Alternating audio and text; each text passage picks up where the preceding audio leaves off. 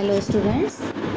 पिछले वीडियो में हम माइग्रेशन पढ़ रहे थे और हमने पढ़ा था कि माइग्रेशन कितने प्रकार का होता है और किन किन कारणों से होता है तथा माइग्रेटरी फिशेज जो हैं 5 प्रकार की होती हैं जो कि अलग अलग प्रकार से माइग्रेट करती हैं। सी वाटर से फ्रेश वाटर में, फ्रेश वाटर से सी वाटर में तथा अलग अलग तरीके से उनमें माइग्रेशन पाया जाता है। आज हम पढ़ेंगे migratory behaviour of some fishes.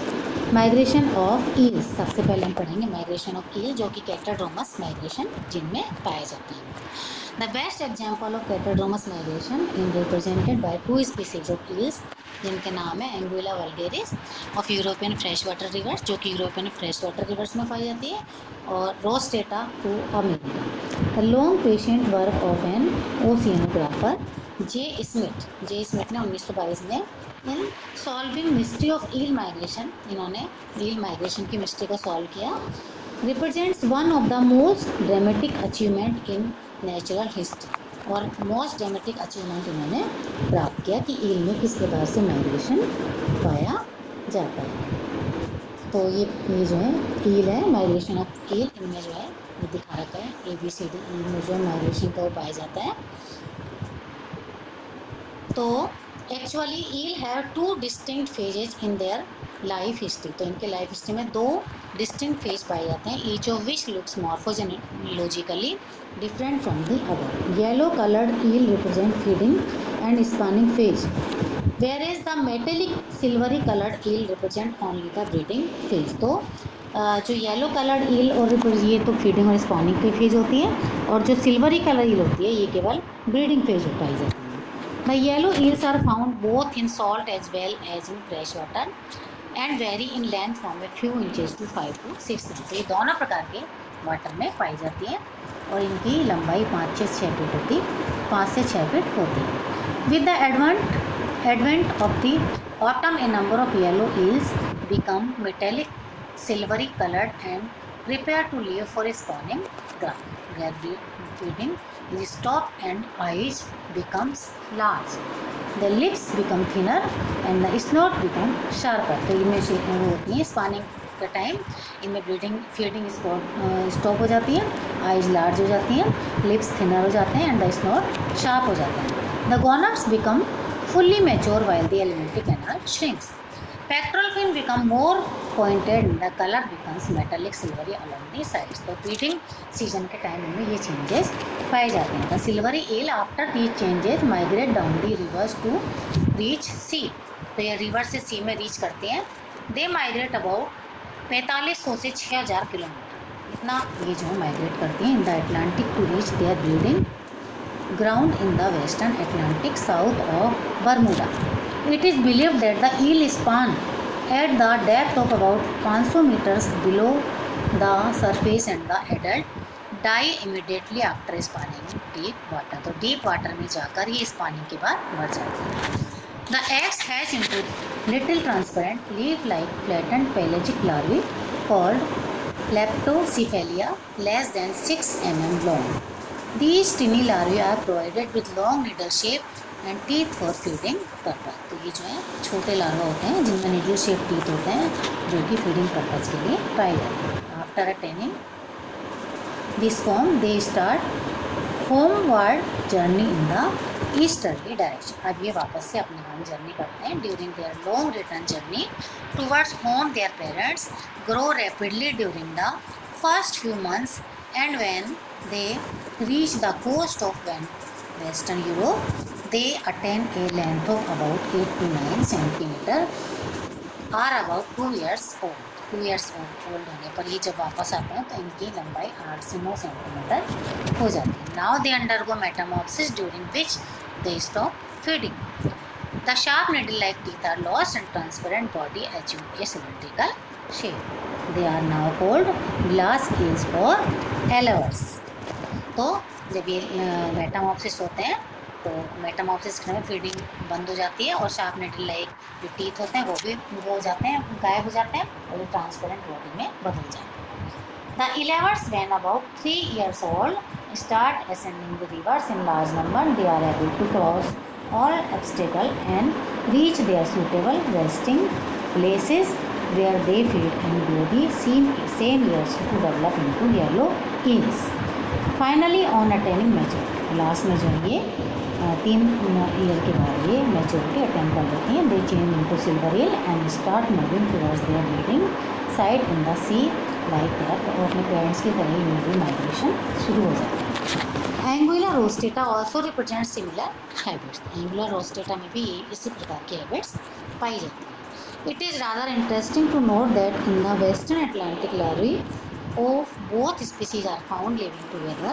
The interesting and mysterious aspect of this strange migratory phenomenon are how the tiny elevers, without any guidance, are able to trace their way across the sea and why the two species which practically hatch in the same region do not get mixed. Smith ने 1922 में बताया कि American eel goes faster in 1 year as against their years in case of European species.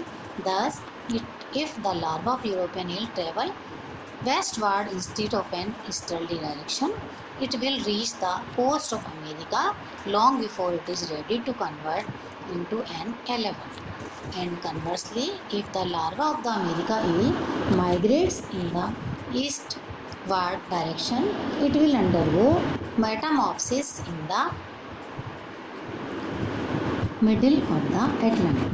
In other words, the larval life in each case is geared to the distance to be travelled, and the length of European species is to be regarded as a special adaptation related to the great distance of the breeding ground from the host. इसके बाद टकर नामक scientist ने 1959 में बताया कि both European and American eels belong to the same species and that the adult European forms die before reaching the spawning grounds. All eggs are laid to American eel, but when hatched, the larvae in the northern part of the spawning ground are carried away the current to Europe. Those in the southern part are carried towards the American coast. अब है migration of सामन. ये anadromous species होती हैं. There is a single species of Atlantic salmon, salmo salar, and 5 species of Pacific salmon. They furnish the best example of anadromous migration. The Atlantic salmon spawn mainly during November and December. They ascend the rivers as the breeding period commences. They start traveling several thousand kilometers in the sea and the inland. On entering freshwater habitat, they stop feeding, consequently lost weight. Bright silvery color changes to a dull reddish brown shade and the skin becomes spongy and thick. The body of the male salmon becomes spotted with red, orange and large black spots. Such male breeding salmon are called red fish and are darker mature female as black fish. After selecting suitable spawning grounds, the fishes segregate into pairs. They excavate shallow saucer-like pits in the bottom gravel where spawning takes place. After spawning, the adult usually die, but some of the Atlantic species do survive. They begin return journey to the sea, but few males survive to spawn for second or third time. However, most of the females are able to reach the sea and start feeding. They soon recover their normal condition and silvery coloration. The salmon does not usually spawn more than 3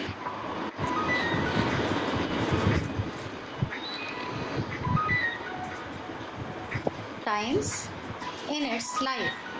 Some salmon of 8 to 9 years. From the time it reaches freshwater till spawning, the salmon lives on the reservoir accumulate in its body in the form of fat. The king salmon of Pacific coast of North America travel about 3600 km from the sea in the order to reach the river to spawn. However, all of them die after spawning. No male or female succeed in returning to the sea as they are already too much exhausted to undertake a return journey. Studies on salmon migration have revealed that young salmon hatched in freshwater could not return to the sea until their salt secreting cells had developed.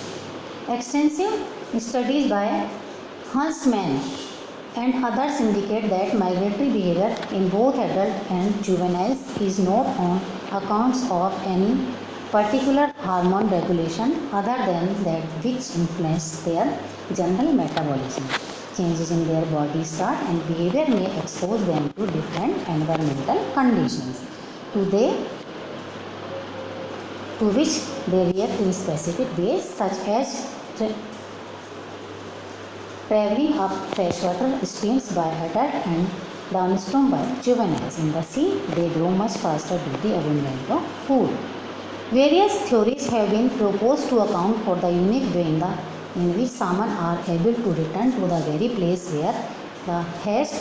Some ethologists have believe that the fishes have an extremely sensitive chemical sense they enable them. तो ये जो आप लंबा जो करती migration इनमें कुछ chemical sense पाए जाते हैं that enables that to platform to this feed.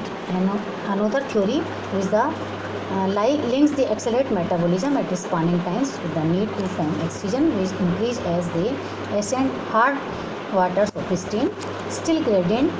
Still another idea senses the importance of CO2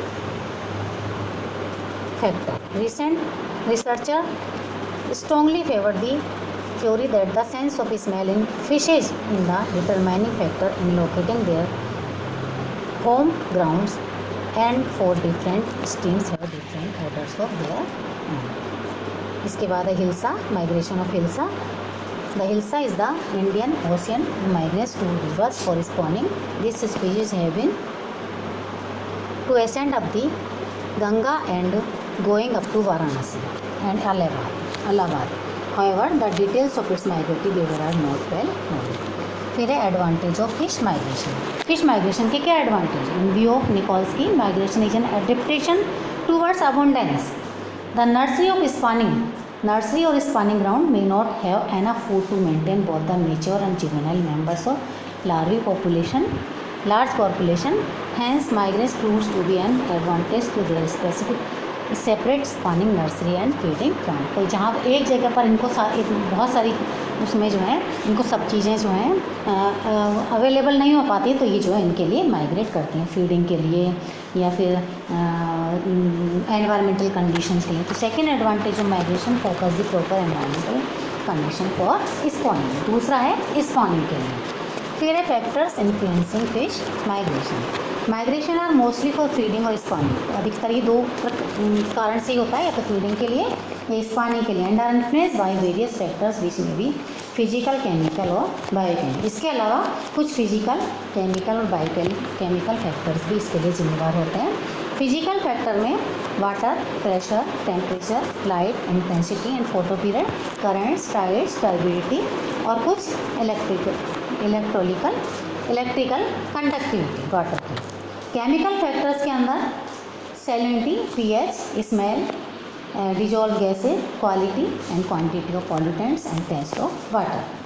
फिर बायोलॉजिकल फैक्टर्स में है influencing fish migration are sexual maturity, blood pressure, food, memory, effect of endocrine secretions and the related physiological changes in the body system and behaviour.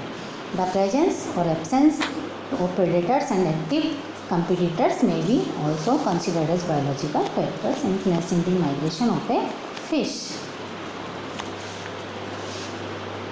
Different ways of a few or many of them including the homing tendency and the sense of direction. Availability of food proves to be an important factor responsible for large scale migration of many fishes. Species going out in search of feeding. Temperature is also an important abiotic factor responsible for fish migration. Higher sea water temperature in summer region provides a stimulus to salmon for migration. Salinity of water is also an important factor. A number of freshwater fishes are relatively intolerant to salinity changes and do not undertake large scale migration, confining themselves to freshwater only. Few species जैसे salmon, angula, fundulus and hilsa are euryhaline and can adapt themself to life. तो इस प्रकार ये जो है कुछ ऐसे physical, chemical और जो है बायोलॉजिकल फैक्टर्स हैं जो कि फिश के माइग्रेशन को अफेक्ट करते हैं और जिनके कारण ये जो है माइग्रेशन करते हैं। इसके बाद ये इम्पोर्टेंट क्वेश्चंस हैं जिन्हें आप जो है पढ़ना और इनको सॉल्व करना, और आगे हम फिर पढ़ेंगे अगला